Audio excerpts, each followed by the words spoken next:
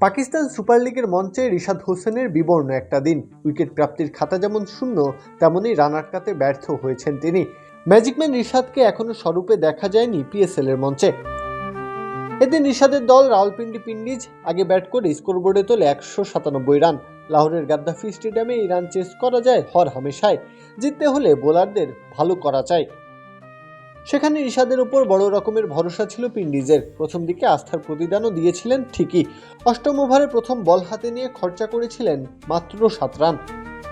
নিজের মিতব্যয়ী বোলিংটা সচল রাখেন দশম ওভারেও। প্রথম বলে বাউন্ডারি হজম করার পর ফিরে আসেন দারুণভাবে। ওভার শেষ করেন মাত্র 5 রান দিয়ে। ব্যাটাররা কোনোভাবেই হাত খুলতে পারছিল না তার বিপক্ষে।